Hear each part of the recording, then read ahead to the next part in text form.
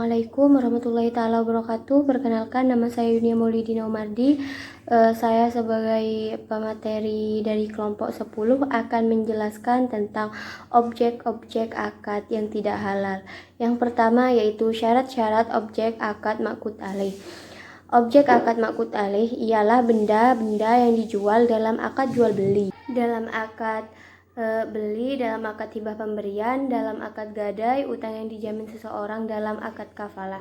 Menurut pendapat Zuhaili, objek transaksi harus memenuhi ketentuan sebagai berikut, yaitu yang pertama yaitu objek akad harus ada ketika akad atau transaksi sedang dilakukan. Yang kedua yaitu objek transaksi merupakan barang yang diperbolehkan syariat untuk ditransaksikan. Yang ketiga yaitu objek akad atau transaksi bisa diserah terimakan saat terjadinya akad atau dimungkinkan di kemudian hari walaupun barang itu ada dan dimiliki akid. Yang keempat yaitu adanya kejelasan tentang objek transaksi. Yang kelima yaitu objek transaksi harus suci, tidak terkena najis dan bukan barang najis. Syarat ini diajukan oleh ulama selain mazhab Hanafiyah. Poin yang kedua yaitu objek akad berupa barang yang haram zatnya, haram li zatihi. Haram li zatihi sendiri yaitu merupakan sesuatu yang diharamkan zatnya, yang disebut secara jelas oleh nas tanpa bisa ditafsiri lain. Dalam ilmu usul fiqh disebut qot'i ad-dalalah.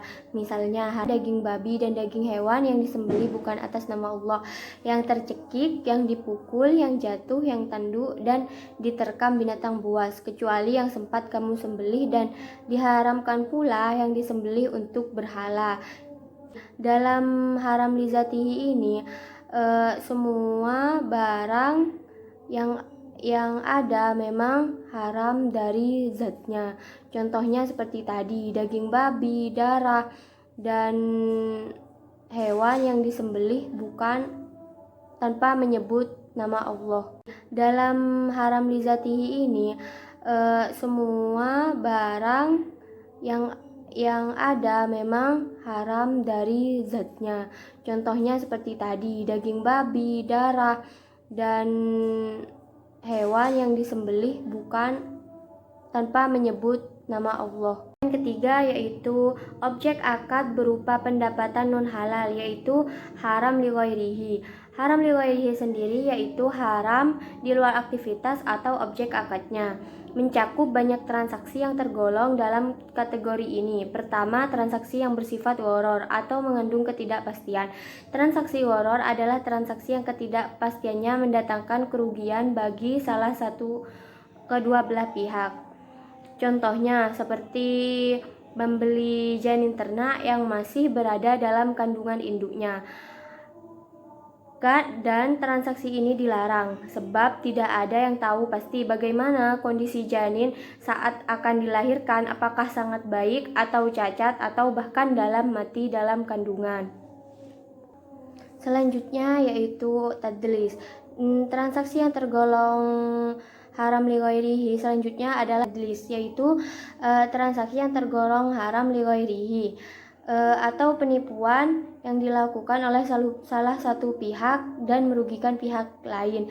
Contohnya seperti tadlis pada kuantitas barang, seperti pedagang yang mengurangi kadar timbangannya untuk menipu pembeli.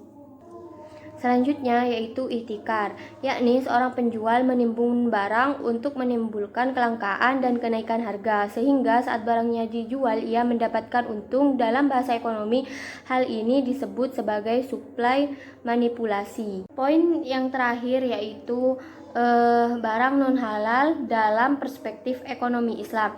Dapat kita ketahui, haram adalah sebuah status hukum terhadap suatu aktivitas atau suatu keadaan. Aktivitas yang berstatus hukum haram atau makanan yang dianggap haram ialah dilarang secara keras dalam agama Islam. Orang yang melakukan tindakan haram atau memakan makanan haram akan mendapatkan dosa. Haram dibagi menjadi dua, yaitu haram li ghairihi dan juga haram li zatihi. Yang pertama, contoh dari haram lighairihi, yaitu seperti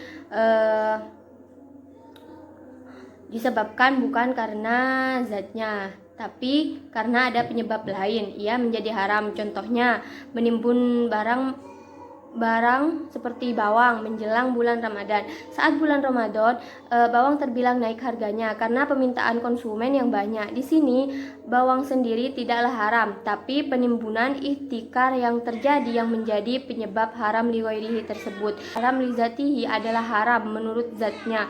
Contoh, jual beli babi, miras, dan juga darah. Sekian dari saya, kurang lebihnya mohon maaf. Wabillahi taufiq wal hidayah, wal ridho wal inayah. Wassalamualaikum warahmatullahi taala wabarakatuh.